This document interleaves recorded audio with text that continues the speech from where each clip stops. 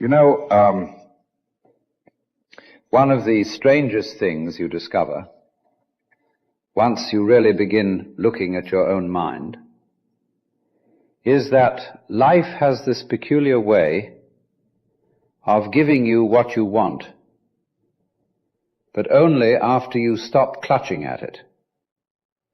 It's very Zen, really.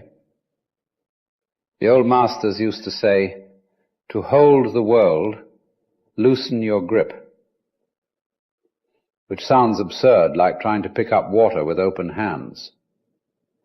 But the more tightly you squeeze, the more the river slips through your fingers. Most people spend their lives tightening their psychological fists, straining, forcing, grasping, hoping that sheer tension will bring them peace. But that tension only creates friction. It's like trying to make the wind blow by blowing harder yourself. Yet the moment you exhale, the moment you stop trying to make life bend to your will, something softens. The energy shifts.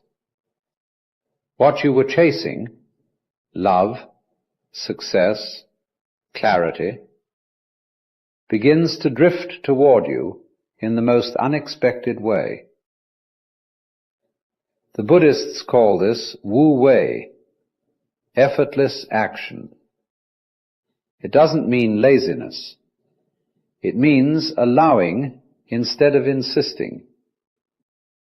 When you insist, you push life away.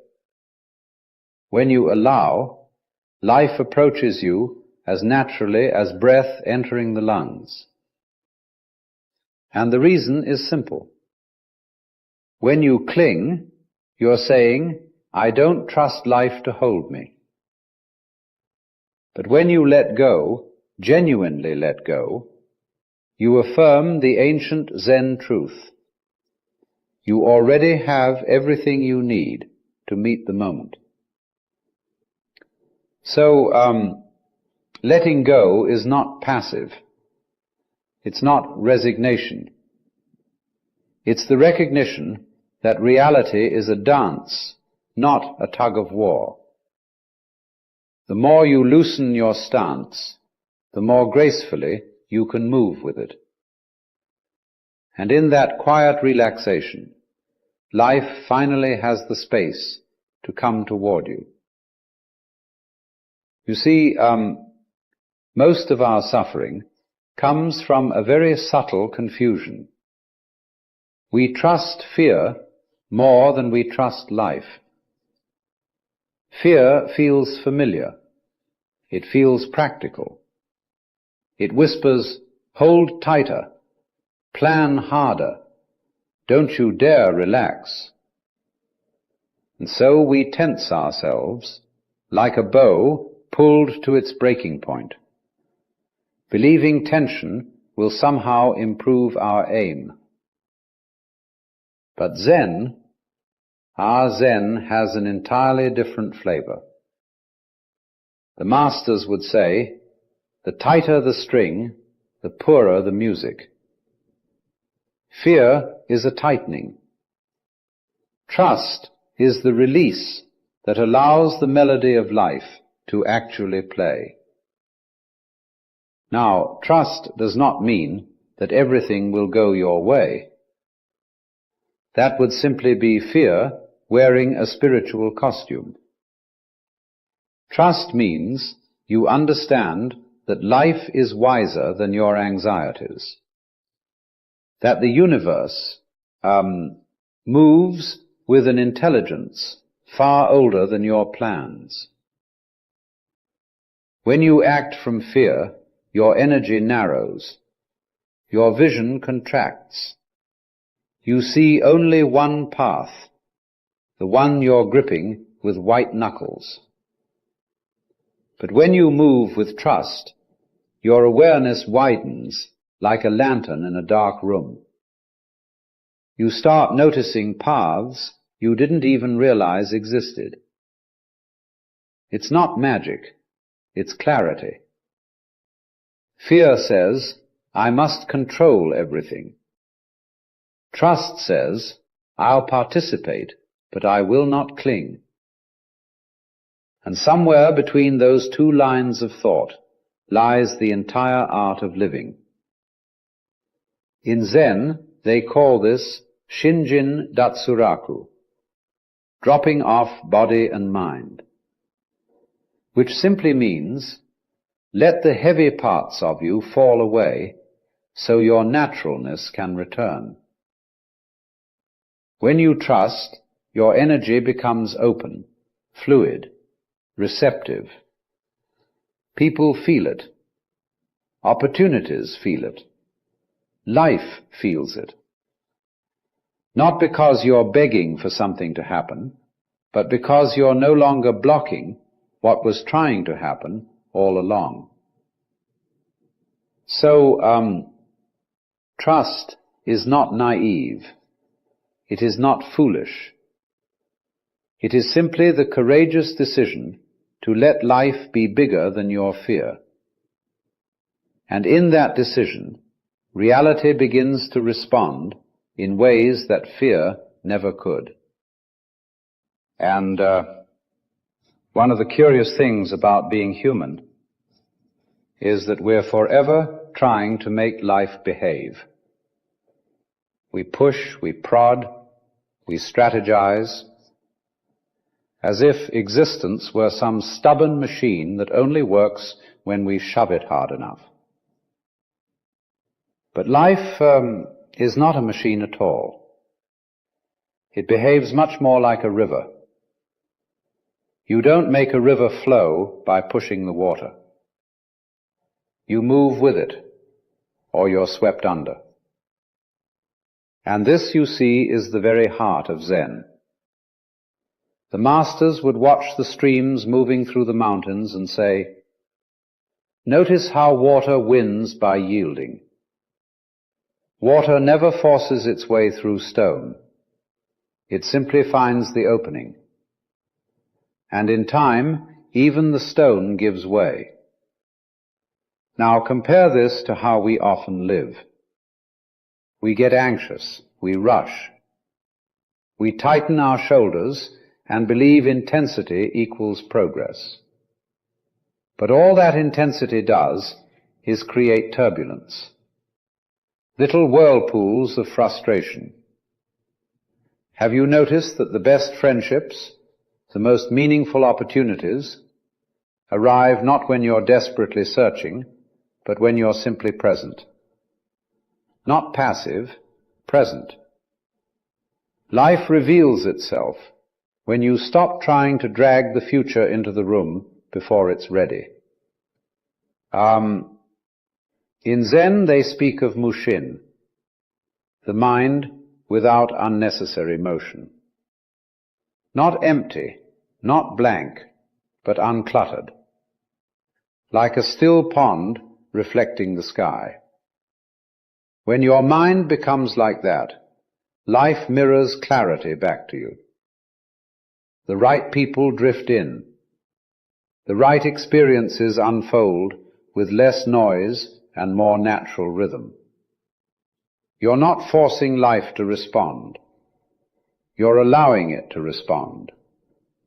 And when you tune into this flow, you begin to see that the universe was never withholding anything from you.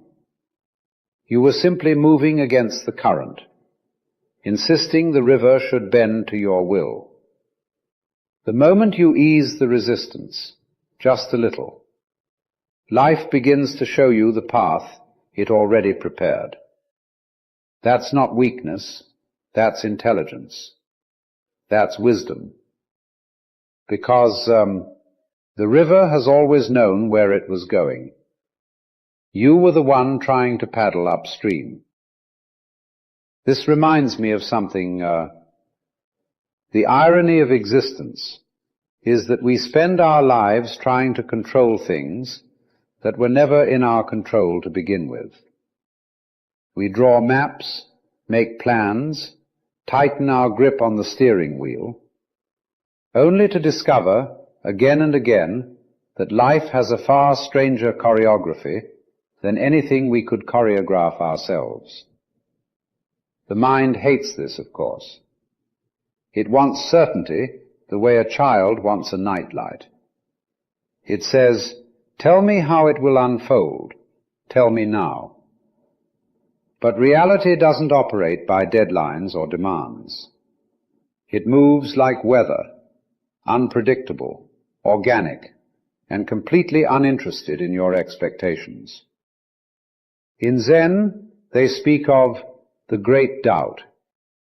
Not doubt as in pessimism, but doubt as in surrendering the fantasy that you can intellectually pin down the universe. Because the universe isn't an equation. It's a mystery, alive, moving, breathing. And the more you insist on controlling it, the more it slips through your fingers. Have you ever noticed that when something unexpected happens, something that shatters your carefully drawn plans, you panic? You think, this is the worst thing that could have happened. Then, months later, you look back and realize, that was the turn I actually needed. Life has a habit of rearranging us in ways our minds would never approve of, yet always seem to benefit us in the long run. It's as if life sees your path from above, and you see it only from the ground. So you cling to the familiar, even when it blocks the very opening you've been hoping for. You cannot control the timing, or the shape, or the form of what comes your way. But you can control the way you respond.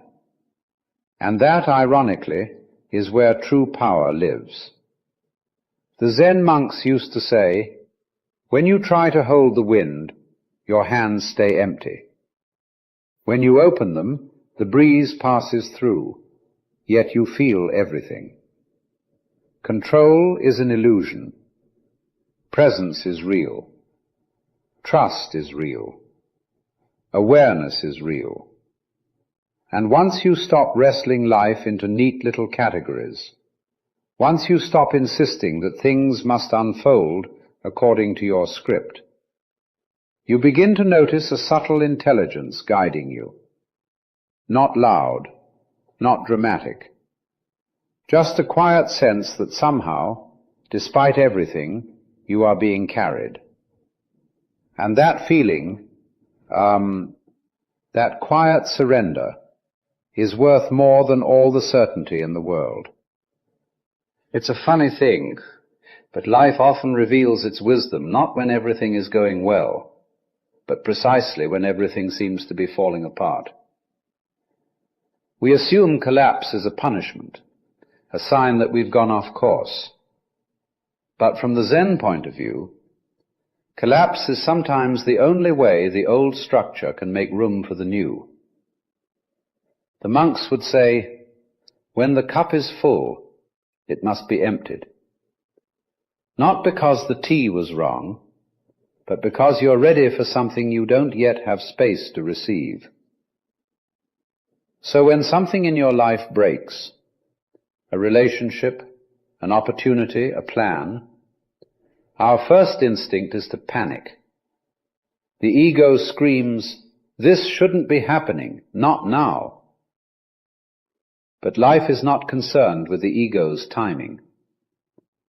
In fact, it often rearranges things precisely when we feel most unprepared. And here's the hidden teaching. What falls apart is very often what was quietly constricting you. It's just that you were too close to see it. You know those moments where you look back months later and think, if that hadn't collapsed, I'd still be stuck in that version of myself. Yes, that is the Zen insight. Zen is full of stories where students go to their master saying, everything is ruined. And the master smiles gently and replies, good, now you can see. Because when things come undone, the illusions loosen. The clinging loosens. The identity you'd been gripping loosens. And in that loosening, you begin to glimpse a freedom that was hidden behind the form you were trying so hard to preserve. The truth is, life answers your deeper needs, not your surface desires. And sometimes the deeper need is for a door to close, so you can finally notice the open one right behind you. Things fall apart not to punish you, but to redirect you. Not to diminish you, but to unburden you. Not to take something from you, but to return you to your own path. And once you understand this, once you stop seeing collapse as a failure, you begin to trust the profound intelligence beneath every unraveling. You begin to realize that life is not breaking you, it is breaking you open. And there's something quite marvelous about a person who trusts life. Not blindly, not foolishly, but with that quiet inner confidence that says, I can move without gripping everything to death. People like this have a kind of atmosphere around them. Not flashy, not loud, more like a gentle field of calm that draws others in without effort. It's what the Zen monks used to call Fudo Shin, the immovable mind. Not rigid, but steady, like a mountain that doesn't need to announce itself. Trust gives you that quality. You see, when you're desperate for something to turn out a certain way, your energy becomes sharp, almost brittle. And other people feel that brittleness, even if you never say a word. But when you trust, your energy softens.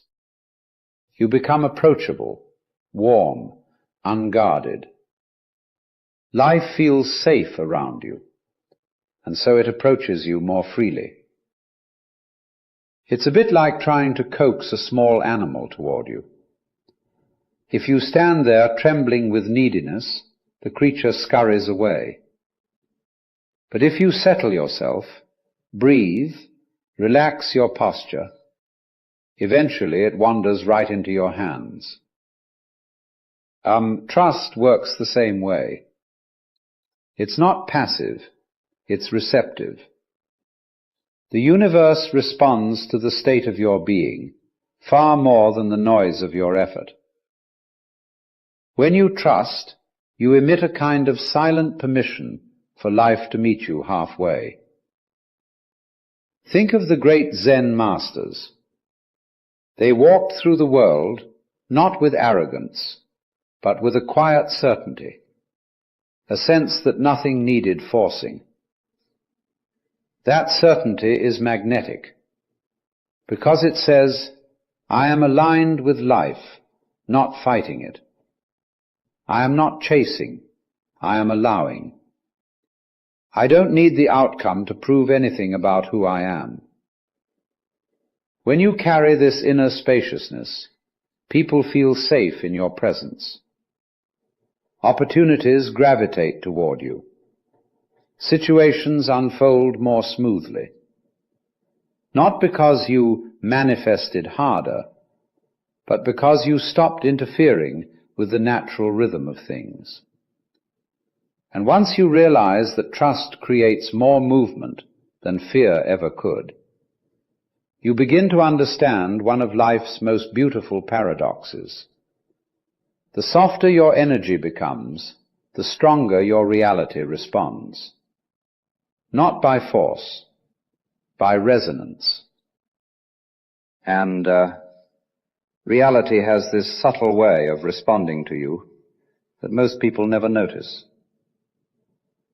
Not through words, not through signs on the wall, but through the texture of your inner state. It's as if life says, Show me how you're being, and I'll show you what unfolds. There's a kind of silent contract you make with existence, not with ink, but with your energy. When you walk around doubting yourself, doubting life, seeing obstacles everywhere, life mirrors that doubt back to you. Situations jam. People pull away. Paths twist into knots. Not because you're cursed, but because your inner posture is one of resistance. In Zen they'd call this the mind that meets the world with a closed hand. And a closed hand can neither give nor receive. But when you trust, truly trust, your posture changes. Your energy loosens. You become more open, more fluid, more aligned with the rhythm of things. And life responds to that openness with its own form of generosity. It's not personal. It's responsive. Imagine two musicians improvising together. One clings to the sheet music, terrified to make a mistake. The other listens, breathes, and flows with the moment. The second creates beauty not because they're better, but because they trust the unfolding. Life improvises with you in exactly that way. When you meet reality with tension, it stiffens. When you meet it with trust, it expands. This doesn't mean you'll get everything you want, but you begin to notice something far more interesting. Life gives you what you match, not what you beg for. If you radiate fear, life offers lessons. If you radiate trust, life offers openings. If you radiate clarity, life offers direction. It's a dance, a very quiet one, and you are always leading whether you realize it or not. And once you truly grasp that your inner state is the signal life tunes itself to, you step into a different kind of power. Not force, not manipulation, but the power of alignment, the power of participating with reality rather than wrestling it. And that changes everything. Not because you controlled life more tightly, but because you finally understood how to move with it. And one of the great misunderstandings of modern life is this obsession with speed. Everyone wants everything now. The answers, the success, the transformation, the clarity. But if you look closely at nature, nothing truly meaningful grows by rushing. A bamboo shoot spends years underground, doing absolutely nothing by appearance, and then suddenly rises several feet in a single season. But without the years of unseen preparation, the sudden growth would collapse under its own weight. Zen teaches this through the idea of enso, the circle drawn in one effortless stroke. People see the stroke, but they forget it takes years of patient stillness before the hand can move with that kind of freedom. You see, speed only matters if you're headed in the right direction. And life, in its strange wisdom, often slows you down, not to punish you, but to